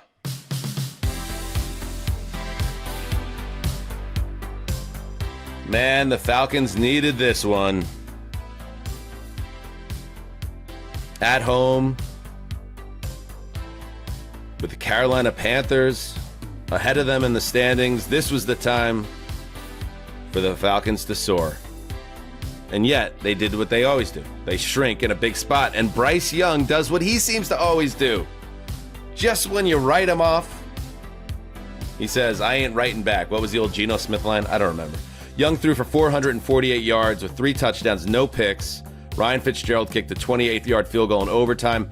Panthers beat the Falcons 30-27. Young had a 54-yard pass to Tommy Tremble to set up the game-winning kick for Carolina. They sweep the NFC South rival Falcons, who just stink. And I didn't feel good about that Raheem Moore, where we had him in the hot butt rankings. I feel like we didn't bury him. He's in a lot of trouble. That team is I think others didn't like it either. We got some flack for that. No, like he's in a lot of trouble. I think this game, Connor, that's a tough loss for the Falcons, and a really nice win for Bryce Young and the Panthers. Yeah, Bryce Young had a career high. I mean, it was 448 yards or whatever. And Robert Hunt, who of the Panthers, who I just love the fact that he only has like 16,000 Twitter followers. I get that, like a kick out of that. But after the game, he said, "F it, let's build a Bryce Young statue in Atlanta." And I just was like, yeah, like everybody's kind of getting behind this guy. Like there's a lot of Isn't it weird going. though? Like I feel like kind of we had the same conversations last year on the show. We were having these conversations on Thursday. Oh, I guess Bryce Young's not the guy. And maybe he's not the guy, but he does have a knack of just showing you maybe I'm a little more than what you now kind of slotted me in to be. And it does set up once again a 6 or 7 week audition, and it starts in a wonderful way. I would say sometimes, right? And I think that this game is all circumstance based. The Panthers were getting handled for a large portion of this game when Michael Penix was in and before it passed off to Kirk Cousins. Like Penix was like 11 of 12, like Drake London had over 100 receiving yards. Like everything was working for them. And you know, the Panthers would go for it on 4th and short, and Bryce Young is trying to scramble for a first down, which he just doesn't have the body type to do. And a player can just physically grab him and rip him back behind the first down marker. So you saw kind of all the bad Bryce Young stuff. And then everything started to turn kind of after Kirk Cousins came in and after the Panthers kind of got a couple long completions, but you can't take away the fact that this was just a spectacular day for him. I thought the staff did a really good job with Tet McMillan and putting him in some better spots for Bryce too, maybe kind of altering his route concepts a little bit so that Bryce had some different options for him. But this thing is going to be a constant work in progress. And I don't know if it ever leads anywhere, but they kind of have to stick with them for a little bit. It felt like the perfect game script for a clash between the two most confusing teams in the NFC, right? Because the Falcons, I think, scored 3 straight touchdowns, and I was reading reports like everyone looks like what you're waiting for, and by the end of the game, Penix is out of the game. I mean, I know Young played through an injury too, but it's like how I just can't get a handle on these two. But the Panthers sit a half game behind the Tampa Bay Buccaneers right now. Have we gotten to the point where we're allowed to say we do know who the Falcons are? They've lost 5 straight. They're 3-7 in the NFC South, And, we don't even know now what Penix's situation was. He was removed with 5:22 left in the third quarter with a knee injury. We know Cousins seems to have nothing left in the tank at this point. Drake London also, he got banged up in this game. Knee injury, according to Adam Schefter, not thought to be overly serious, but he's scheduled to undergo an MRI on Monday to determine the extent of his injury and how much time he will miss, if any. Yeah, head on a swivel for Raheem Morris, who, if we can go back in time, we should put him into a hotter seat because I don't think this is sustainable. Certainly, if they continue to lose, 5-game losing streak, this has gotten pretty grisly, and they go to the Saints next week. So they can't close games. Like that's sort of but what they have Bijan Robinson. Well, so that's why it's confusing. They were confusing under Arthur Smith, and they're confusing now. And Drake London, and they should end a pass rush for the first time in forever. So it's like when you have all these pieces, like for me anyway, and go find someone smarter that will tell you what the actual reality is. But when you have a team that has all these skilled players and they're talented and they are being productive and you still lose, I go to coaching. I say, so why is this team losing? Unless it's just bad luck. Yeah, I agree because like in this game, for example, like Caden Ellis had the stop on Bryce Young on the 4th down that he tried to convert. And then AJ Terrell, Bryce Young just slightly overthrew a ball. I think it was on 4th down into the end zone. And he makes this acrobatic play to break it up. And I'm like, this team is spectacular. Like it's full of really, really good players. And why are they never winning more than 7 games a year? It's just insane. Hey, Justin, you really thought the Falcons were going to win this game. Oh. You know what? I'll tell you what. At halftime, when they were up 21-10, I really thought they were going to win this game. Felt great about the lock. And then then I see the alert, and I'm like, Bryce Young is back in the game. And I'm like, okay, how do I feel about that? I feel fine about that. Throwing for 500 yards. And he just went nuclear in the second half and just ripped my heart out. And then, the Falcons tie it up and it's going to overtime and they get the ball first. And I'm like, all right, we're going to be fine. Everything's fine. What could go wrong for the Atlanta Falcons? Everything's fine. Until I saw Tommy Tremble rumbling down the field. And I'm like, okay, I'm going to lose. Screw me. Well, Dave took immense pleasure in Justin losing that lock. That was a very snarky I love when everyone loses Justin locks. There. By the way, at least you have the Longhorns, Justin. That's That's just rude. Now you're just being mean. It's a banner weekend. Hey, Nico Harrison gone. Yes. And the Titans, still the only 1-win team. Let's go. Number 1 pick, baby. See? There's a rainbow somewhere. We are looking up. Do we want to hear from Raheem Morris, or are we done with Raheem? It's pretty good. I mean, all right, let's listen to Raheem Morris after another loss. Thinks he's going to lose his job. We've lost a bunch of games in a row. In tight moments, and you got to find a way to win those games, man. Like, here you go. It definitely is on me. There's no such thing as a losing team. There's only a losing leader, and I'm the leader, and we lost. Okay. Mark, this is where you say it doesn't matter if he gets fired because he's going to make millions of dollars to sit on his ass, which is not incorrect. No, that is correct. He would live in a way that none of us will ever be able to live financially just for not doing a good job. So, all right, let's head to. I was going to say Miami, but no, we're going to head to Madrid. Let's go to Spain for some reason. I don't know. You can tell we're at the stage of the international series. And by the way, Mark, give me the best 45th and 47th president here. We love the international audience. Look, we love them very much. We love every country. Not everyone, but many of them. We love Spain. Very good. Perfect. When you hit the very end of the international series, when Roger Goodell is like, for the 14th time in 8 weeks, is in some luxury suite somewhere in the world, sitting next to some boring guy that he's never met before, and he has to pretend like he wants to be there. It's like, all right, it's time to bring Roger home. Throw Roger in a duffel bag. I think he just wants to sit in his office for a little while in New York. Anyway, it is like, Rog's done with the international series. So are we until next year. It ends with a 16-13 overtime win for the Dolphins over the Commanders in Madrid. In all seriousness, if you were at the Madrid game, I hope you had a great time.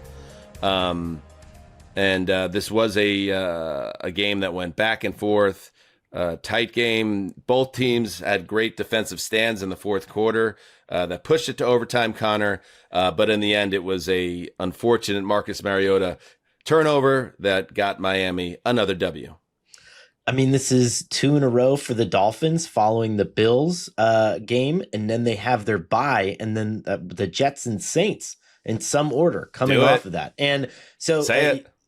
Well, so here's what I will say. Okay. Yeah. I was just sort of talking to folks around the league, and while this isn't necessarily directly from the Dolphins, there is an optimism that maybe Mike is playing himself back into this gig.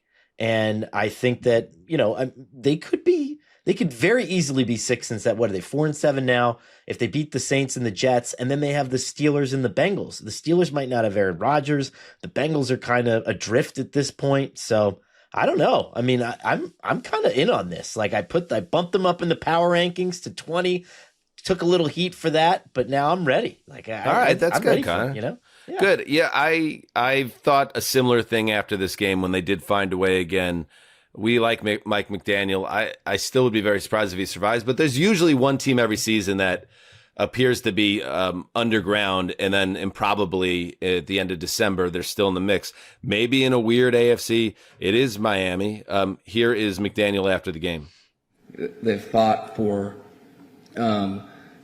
belief, and now they've been awarded real belief based on the hell, Mike. What are you talking about? So cause and effect. We'll be excited to play our next game. We need the time off. We definitely wish we could play. Our locker room probably want to play tomorrow, even though they're a little beat up. But we'll take the rest and get back to preparing our style of football so that we can continue to have products like this on Sunday. What planet does this guy live on? That was McGenius guy, whatever the hell he is, nerd boy.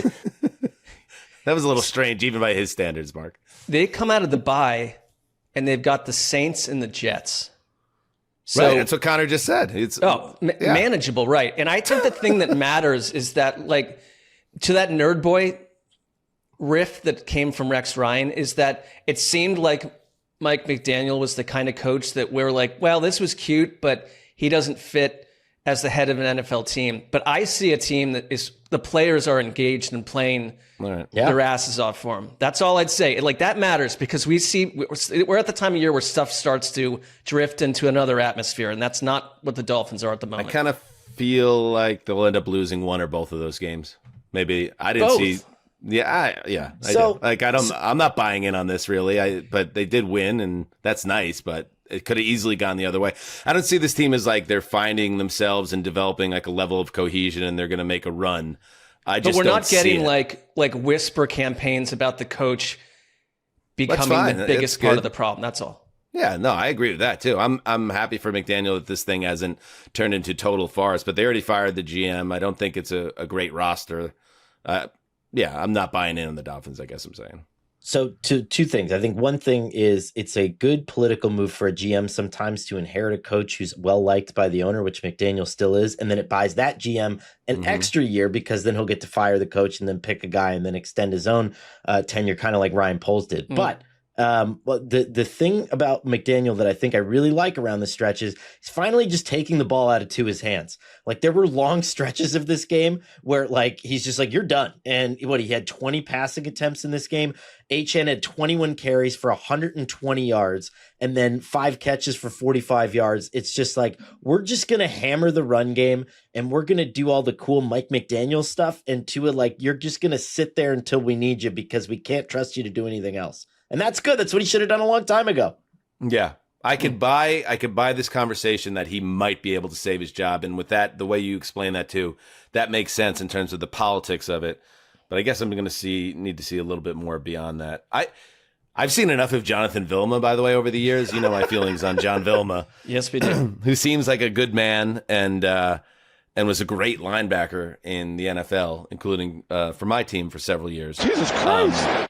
But every game he says something or 6 things that I'm like, how does this guy stay in these booths? I don't understand it. This one was one of my favorites ever. This little interplay Whenever you could say something that actually floors your partner to where he has to like in a stammer try to like take the fire extinguisher out and put out the flame, it really tells you we're dealing with a different type of professional broadcaster. Listen in. So if you were a linebacker going up against two on that play. No, Kenny. I mean, hard no. What would be going through your mind when you see that? He's on drugs. He's only kidding, folks. I'm kidding. He was insinuating his joke was that Tua was on drugs because he tried to juke out a pass rusher, and it wasn't a great attempt. I think it was a fake snap, that thing where the quarterback jumps up. And he said he's on drugs. And Kenny Albert, yeah, he's on drugs. Kenny Albert was freaking out immediately. They've had a weird 7 or 8 days together as a duo. I don't know. Maybe I'm being hard on him because like that's something we would say. Certainly something Mark would say. We make drug references multiple times every episode. It's just very unusual for it to come out of the booth. You know, it's just like. It sticks out like a sore thumb, but maybe I need to change. Maybe I just need to change, Mark, my perspective and be like, maybe it's good that there's a guy that's like totally unpolished, no matter how many years and how many games he does. Yeah, I'd say one thing that these booths sometimes are a little too buttoned up for my taste. But you know, there's a certain approach to it all, and I think that he's done some quizzical things verbally over the years. So I understand where you're coming from. Yeah. As far as the Commanders go, woof. Lost season. Yeah. For Washington. All right, let's take a break. Unless, Connor, do you have any Washington take to share there? Before, I don't want to totally short shrift them, but it just feels like a season that has drifted off, like out of off the horizon. Wolf would cover it. I mean, Marcus Mariota had like a really strange kind of bad pick to set the Dolphins up for the game winner, and he's normally a pretty good, like just risk-averse player. I just think that a lot of things are going wrong for this team. It's kind of just a train sliding off the tracks at this point. Yeah, fair enough. All right, let's take a break. We'll be right back. Oh, baby, fall is here. Autumn, as some call it, and that weather keeps you guessing. 1 minute it's sunny, the next it's sideways rain, blurg. That's why I'm all about True Work. It's performance workwear built like it matters, because it does, Cessy. Yes, True Work was started by a trade professional who got tired of heavy, soggy gear slowing him down, so he designed something better, okay? Every piece uses advanced performance fabrics that move with you, keep you dry, and hold up through long days and rough conditions. TrueWork's been tested on real job sites by real pros, and with over 50,000 5-star reviews, the results speak for themselves. My go-to lately is the T2 Work Pant. Durable, flexible, water-resistant, and built for whatever the job or the weather throws at me. If I wasn't hosting a podcast, Dan, these are the work pants I would be wearing every day, although I do wear them most days. Yeah, old soggy Sessler, no more. Upgrade your day with workwear built like it matters. Get 15% off your first order at truework.com with code HTC. That's code HTC at TRUEWERK.com. All right, we're back. It's time to talk a little Texans, Titans. Buckle up, baby. Stress on little.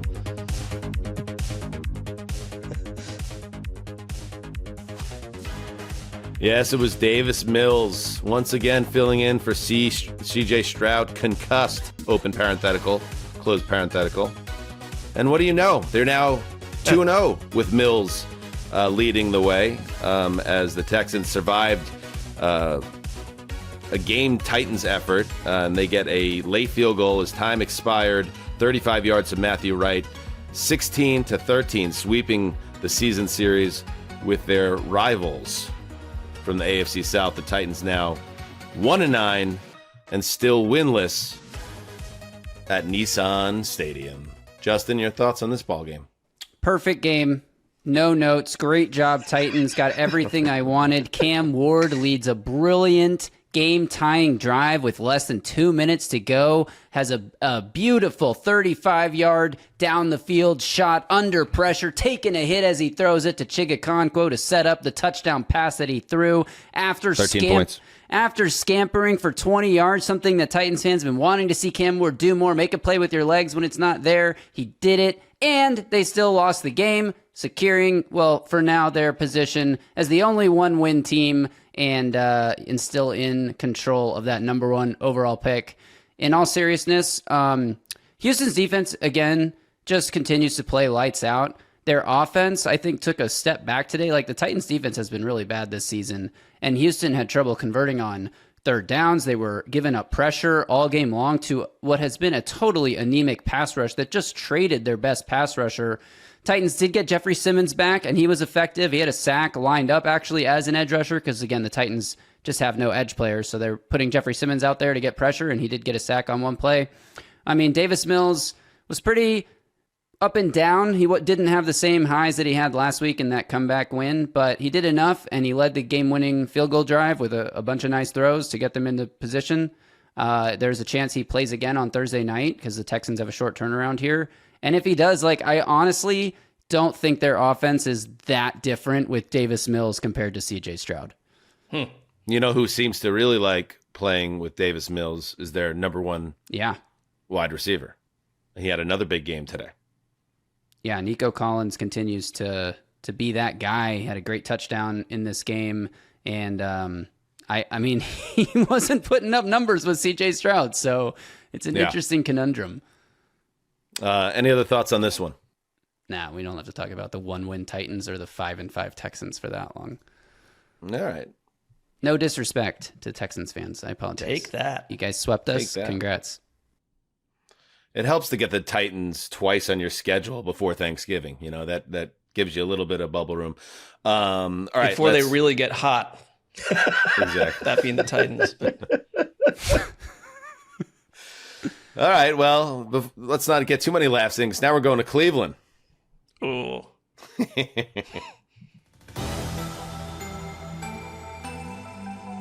You know, our boy Sessler was fired up in the chat again. And I said to him, Connor, you hate the Ravens. You hate Lamar Jackson. That's okay. I want you to share that on the show. Be yourself. Be your true Browns fan. And let it out that you're mad that you had the Ravens boxed in a big spot and then let them off the hook and then got beat in the fourth quarter on of all things, fake tush push run by Mark Andrews, 35 yards to the house. The difference in a 23-16 win for the Ravens, who have, I know, Mark, you're very excited to acknowledge, have indeed come back to life from 1-5 and are now 5-5 and right in the mix in the North. Well, it's the most predictable thing around. I have given up any semblance of hope around the fact that the league is literally involved in making this happen. There were a couple things that first of all, hey, Cleveland, how about this? Here's a note for you. Stop wasting the brilliant career of Myles Garrett, who was a dominant, absolute force today. It's just lost in the fog. And it's an embarrassment to continue to lose to the Ravens. And that particular Mark Andrews play was exactly what I would underline as what happens every time the Browns try to line up with they played an awesome defensive game, and it was suddenly a wash and completely reduced to nothing. There was another moment when I got heated up, was of all things, the Browns punt, and they down the ball very crystal clearly visually at the 1 yard line. That was and tough. You're going to have Baltimore backed up against a Myles Garrett heated up figure and a defense that under Jim Schwartz is playing awesome. Like Schlesinger is just an absolute fun guy to watch. And it's like they had Baltimore's number. Instead, that ball down at the 1 yard line, I don't care what angle you tell me that you saw it from, that thing was down at the 1, and they call it a touchback. And it's like, obviously, in my world, the way that I think, like New York called to the back judge and said, the Ravens are making the playoffs at any cost. And suddenly, if you're a Browns fan, you're sitting at home hanging out with Lorena Bobbitt. Yeah, a good reference. Good pop reference. I've had enough because, and you know, I guess the other thing the biggest thing that happened in this game was that Dylan Gabriel, who is, I'm sure a nice young man, like not your future quarterback, goes out with a concussion, and in comes Shedeur Sanders, and the crowd goes literally crazy. Like, I think they've waited to see this, but the end result was unpleasant. Yeah, they had a chance. Because I agree that ball should have been called. It was one of those things where they kind of blew the initial call because it looked to me that it was down and the player did not touch the goal line. But then once they didn't have a clear view of him not touching it, they couldn't overturn what was probably the wrong call. So that's just annoying. But you had Shedeur Sanders with the ball in his hands in Ravens territory in a 7-point game. You knew if Cleveland scored, they were going to go for 2 and try to win the game there. It was all there for him. But yeah, at least from what we saw in a small sample size, Sanders was a mess. 4 of 16, averaged less than 3 yards per attempt, threw an interception.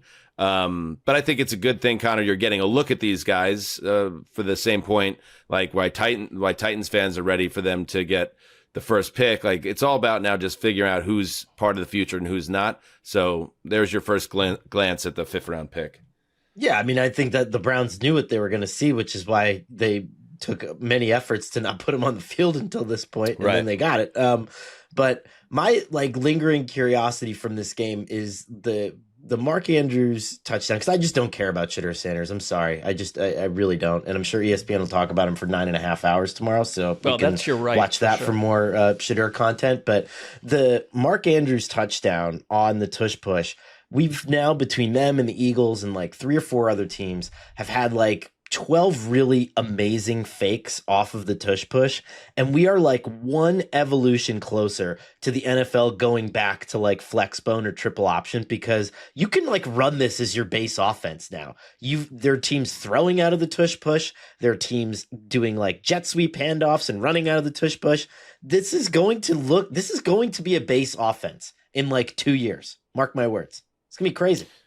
It was cool. It wouldn't be cool if you're a Browns fan, but it was cool to see the play turned on its head like that. 3 things. 1, Lamar Jackson. The Ravens win on a day where Lamar goes 14 of 25, no touchdown passes, 2 interceptions, runs the ball 4 times for 10 yards. To your point, Mark, I mean, it's that is awesome. The Browns get a defensive score in this game. They totally shut down Lamar. And yet they can't find a way, because that just seems how it always goes with the Ravens and Browns. And finally, Myles Garrett. Come on, just trade for 2 first-round picks. Get 2 first-round picks for this guy. Send him on his way and really accelerate this rebuild. It's untenable to some degree in terms of the financials around it, unless there was something that they can work out. It's a pretty tough trade to pull off, but yeah. I'm with you in the sense that I'm at the set him free. I will say one thing, man. I wanted them to trade him in the offseason, but just watching him today, it's they'll never have a player of this nature ever again on defense in my lifetime. What do you have, 4 today? I'd have to confirm that, but it was he's had 12 plus sacks in 6 straight seasons. No other player in NFL history has done that. He's the equal of Lawrence Taylor in my book. They're different, but he is the equal of Lawrence Taylor to me. I mean, different positions, but he had 4 sacks. He is one of the most skilled, pure pass rushers who has ever played the game. And you just wonder if they can get a team around him before he gets old. He's 29. He's actually turning 30 next month. So right. It's he's got, I think this is accurate, he's got 15 sacks. So he's got a chance to go after the sack record here on a Browns team that is obviously going nowhere. And if you're wondering who Lorena Bobbitt is, look it up. Spend some time and look it up. I'm not even going to explain what it is, but she is a notable pop culture figure of the early 1990s for a salacious crime that she was involved in. That's right. Let's move on. Crazy story, man. All right, up next. Let's head to Arizona, to the desert. We're checking all the boxes. Now Zumwalt's team. Man, we like some bad teams. Yeah. The Niners getting healthy. Brock Purdy's back. Plays great. George Kittle's healthy. Kicking ass. 2 touchdowns in this game. He didn't show up in the box score, but Ricky Pearsall even back in action and Christian McCaffrey continues to score multiple touchdowns every week. 49ers overwhelm the Cardinals 41-22. And good for them, because they've really struggled, obviously, in terms of in the health department. So to see them in a game like this have many of their players, and they still don't have all their players. Obviously, we're now getting close to December without a Brandon Ayuk sighting on this roster. But to see the way they played in this game, it's like, okay, we believe, or I believe, that the Rams and the Seahawks are maybe a step ahead of the Niners. But the Niners, when things are clicking, are absolutely a team that should be taken seriously in the NFC and can get hot and find their way. So obviously beating the Cardinals is never something to celebrate as some great victory to put too much thought into. But just seeing the team, Connor, at full with their quarterback leading the way, as good as Mac Jones was filling in for Purdy. Purdy is a better player. He operates at a higher level, and it was fun watching them dismantle the Arizona Cardinals today. The band looked tighter, there's no doubt. And while your point is correct that I think that you're much more worried about those top two teams in the NFC, this team as presently constructed will ruin someone's playoffs in the first round as a deep wild card. I think they just will.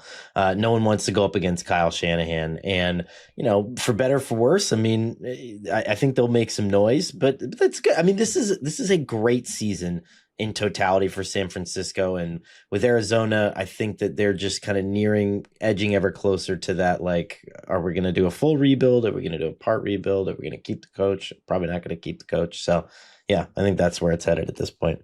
Yeah, like talk about two different organizations right now. Like the Cardinals suddenly, where I think 3 months ago this wasn't the case, or you weren't thinking this way, face a string of huge decisions. And it's like, this team has fallen apart, and it is a huge contrast to the Niners and what Shanahan, with a flood more injuries than the Cardinals have had, in terms of star players, and what Shanahan's accomplished minus those guys. I thought it was a huge day for Brock Purdy to quiet down whatever would have been the discourse had they ever been nipped in a close game or he had not played well. It's like, I like when players just come and shut down what we would have to talk about all week. He just ended it.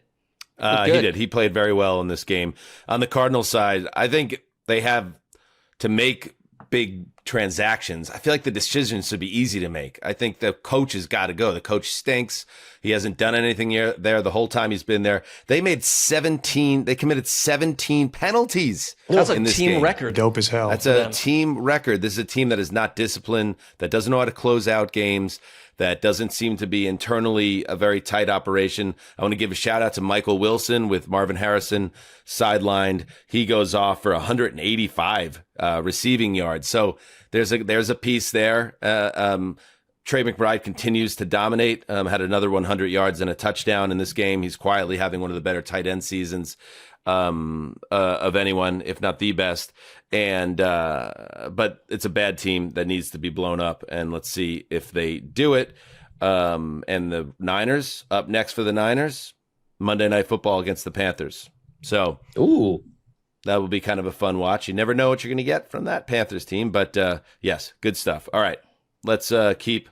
Oh, Mark, good job, buddy. That's a nice lock. You not lock the Niners. I went the entire day and didn't even realize that I did that until you just mentioned that. Nice. I feel like there's like a lot of pockets of memories that aren't quite locked in right now, but you did. I don't really remember you locking the Niners either, but it sounds. Well, I was just like so simply zoned in on my work duties that I wasn't thinking about, parlor games and side hustles. You're a pro. You're a pro. Yes, Justin. I vividly remember Mark locking the Niners because I was going to, and then I decided to call an audible and lock the Falcons instead because I don't want to be anybody's lock, bro. I just don't want to do it. Under the category of inner monologue would have been better for this show than hearing about all that. But let's move on to Pittsburgh. He's a real thing. Sounds like the Rush song. Tom Sawyer.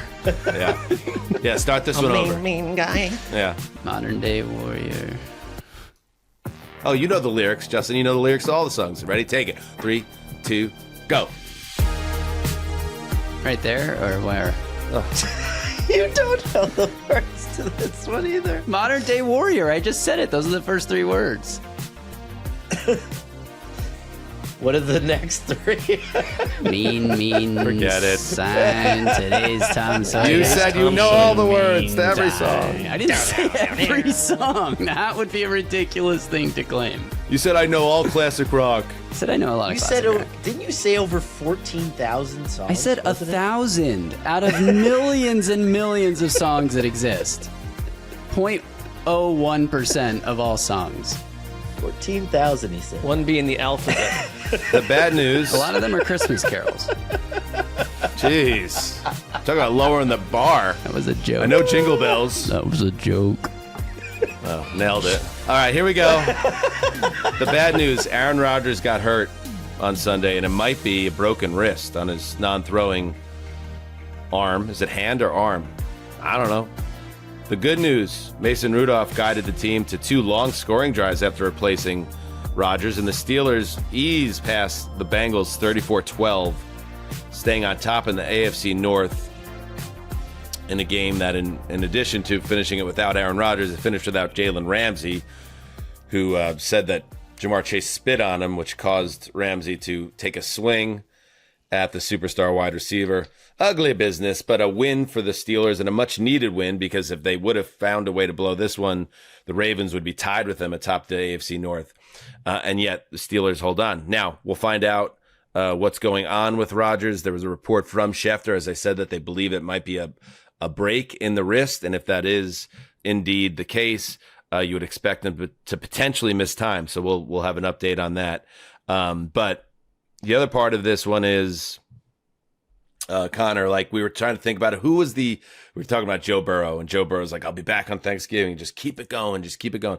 Like there was another guy who did that. It was Aaron Rodgers. It was Aaron Rodgers on the 2023 New York Jets, who had the Achilles tear, and he had that ridiculous journey to return by December if the Jets could hang in the race. The Jets thankfully fell out of the race because Rodgers probably would have re-injured himself, and he never came back.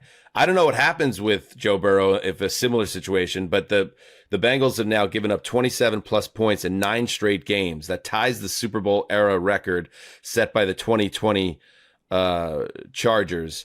And it's just a bad team. So credit Pittsburgh. Classic take care of business game, but at a cost, because it looks like they lose Rodgers potentially for multiple weeks. Woof. I mean, this is no one wants to win this division. It's like this thing. Well, to the Ravens' credit, they seem like they're ready to do it. And now, the Steelers, and the Steelers did take care of business. They stomped on a Bengals team that you thought maybe would put up a better fight. But yeah, it does seem like if I had to pick a division that like 9-8 could get it done, it could be the North. It could be. Do you think he retires like this again? Because now it sort of reopen the scenario where he could go to Minnesota where he wanted to the whole time and almost finish his career the way that he wanted to, or like because I feel like he's searching for something. And is this the way he walks away with like a broken non-throwing wrist in week 11? Well, I don't know how. Yeah, I don't know if it might be like a slight fracture or something, like where he only misses a game or so. We don't know yet, but I don't know. Like this has been the other part of the Rodgers concern, was because of his age. Is he going to be able to make it through a season? And we're going to see. I mean, he's been able to keep the offense stable, but he's not a difference maker at this point. But yeah, it's just something. It is something to keep an eye on, and I feel like I see entirely too much Mason Rudolph in my life every year. It's like without fail, we're going to get multiple Mason Rudolph starts, and it looks like it's going to happen yet again. Rudolph's grown that mustache. He sort of looks like a cinema villain. If you look at Pittsburgh's schedule, because obviously they're in a race just to stay one game above the Ravens until one of these two teams tops out with 9 wins, but they play the Ravens twice, but the Steelers also have Detroit, Buffalo and some other nasty elements there. Like, I don't know if they can get this done without Rodgers, but although with him, I don't find them to be that powerful either. I think, Connor, you asked a good question. Like, do we ever see him again? I don't think he's going to Minnesota. The Minnesota Vikings. Let's put a pin in that because we just don't know anything about it yet. But we don't know. But yeah, we'll have plenty of time to talk about that. And some of the Flacco magic didn't exist in this game. 23 of 38, less than 200 yards passing. This was his worst game since joining the Bengals, and it didn't help. Obviously, that couldn't get it going with Jamar Chase, and then Jamar Chase got himself thrown out of the game. I don't know. Could Chase get suspended for that? I think it depends what comes out of this, but yes, right? He should be, because the league backed into with Jalen Carter the fact that because Jalen Carter did it before the game and then got suspended for the game, that's time served. But now they've established the precedent where a spit is a 1-game suspension. So theoretically, Jamar Chase should not be allowed to play against the Patriots next week. We'll see if the NFL has a backbone and sticks to it, because you know that they want to bill that as like, oh, this is their last chance, whatever. Correct. Big comeback game. Without Jamar Chase, that team is just dead on arrival in that one. I was going to say, you've just made a lot of fantasy owners very nervous about what their Week 12 might look like without their first round pick. All right, so the Steelers hold their breath on their quarterback, and they get a win to stay ahead. The Browns could have really done the Steelers a favor. So maybe that's one way to look at it positively, Mark, that while you didn't get to beat the Ravens, who you hate, it doesn't help the Steelers, who you also dislike. I mean, the Browns do the Steelers a favor most of the times they meet each other in person. So yeah. Schefter does report it is now, quote, shaping up to be Steelers quarterback Mason Rudolph versus the Bears next week. So, hey, man, everything keeps coming up Chicago Bears, too, as we see. All right, let's head one more game to Jacksonville. The game that we were told was the most consequential game of the week in terms of playoff ramifications. Did you know that, Connor? I heard that someone said that based on math Aaron that we'll never see. Based on math that we'll never see the data points for how he calculated or put it together or anything. Yeah, it's fine. I'm just saying, like, Gravy jumped in with the credit on that one real quick. There are so many of these things now, and it's almost like AI, where we're just taking this shit verbatim. Like, I could legitimately go and tweet right now, like, well, Jared Goff is 47% completion percentage between 50 degrees and 58 degrees, and that means that on this next drive, and no one would fucking check it. And so math scares people. I'm just saying, let's challenge this shit a little bit. Where you getting your numbers from, Shats? This rant is a little more funny, Mark, when this music is underneath, Connor. It is, and that is a friend of the show, so we'll leave it right there. But love Aaron. All right, the Jacksonville Jaguars, they bounced back. They had one of their worst collapses in the history of the franchise against the Texans in Week 10. So what do? Football doesn't make any sense. They turn around and beat the shit out of the Chargers, 35-6. Getting rushing touchdowns from Travis Etienne, Trevor Lawrence, Bashul Tootin. That was pretty close. Bashal Tootin. Bashal Tootin. And they never even punt in this game. I mean, make it make sense. I know it's not going to make sense to you, Connor, because you locked the Chargers. Holy shit. Justin, how did this game get away? Kind of I want that to build up in you like a volcano. I'll give you your words in a moment. But Justin, while that volcano continues to build, can you explain to us how this game got away so quickly? Yeah, I mean, no, but yes. Like, the Jags just put good drives together, and the Chargers just kept going 3 and out until it snowballed out of control, and the Jags ran the ball down the throats of the Chargers. They had, hang on, I got to pull this up because it is a truly eye-popping number. Not just the total rushing yards, 47 carries. When was the last time you even saw a game where one team ran the ball 47 times for 192 yards?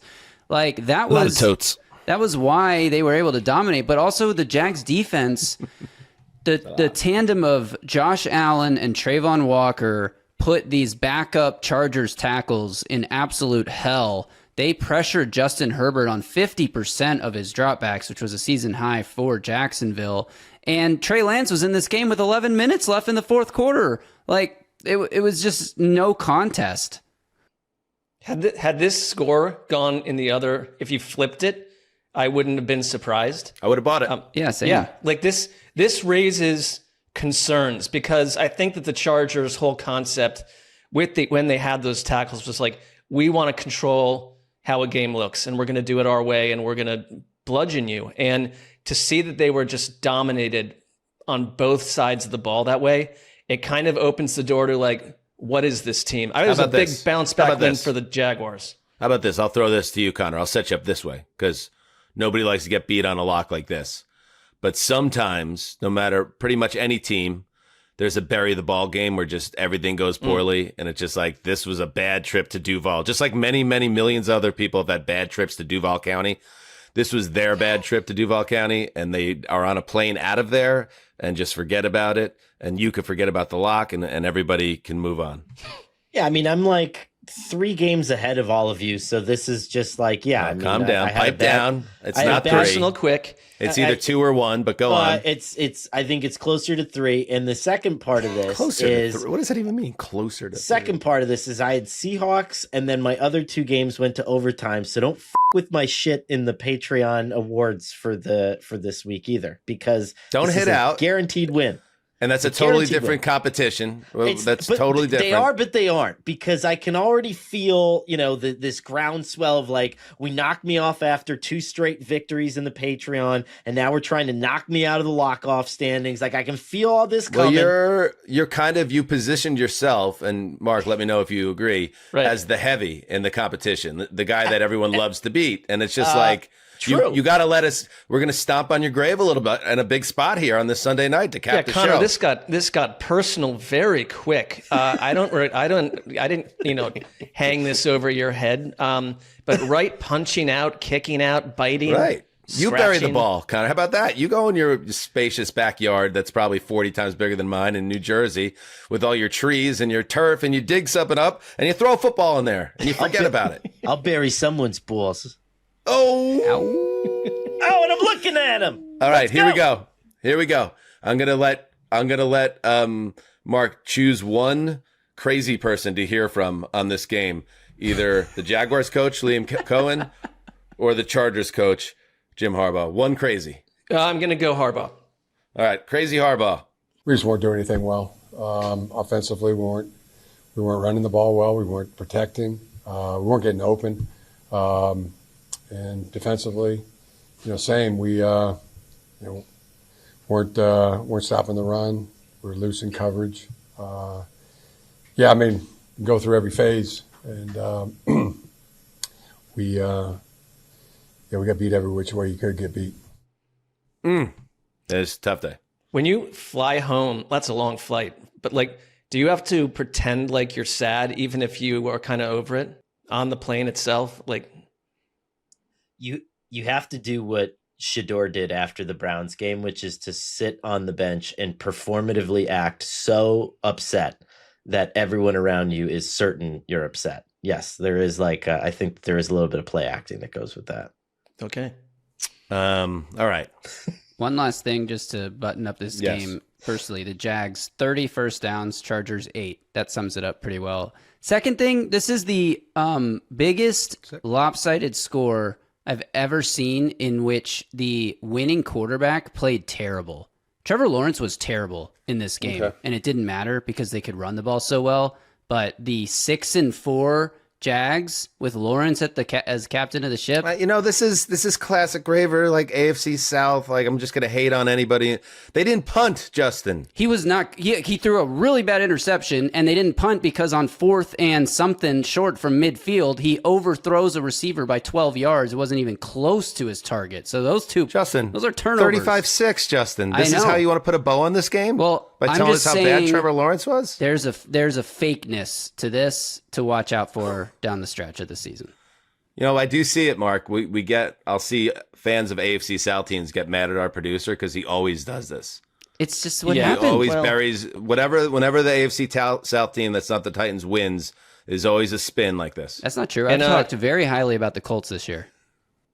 You have. In a pick your spots kind of way, I just buried the Ravens out of just spite and 25 plus years of irritation. But, both of us could be more professional, Justin. You and I both. Josh Hines Allen on that together. New franchise leader in sacks for the Jags. There you go. Positive button. Okay. All right, good. A positive week 11. We loved this week 11. We had a lot of fun. We hope you enjoyed the show. We'll be back on Monday night. It is Monday Night Football. What is it? The Cowboys and Raiders? What? Yes. All right. So, hey, we're going to cover that game. And then also Mark and I are going to hit the power rankings, which are going to be very interesting after this crazy fun week. And hopefully we are off Farbuck's radar for yet another week. Thank you to everyone for your support, and continue to heed the call.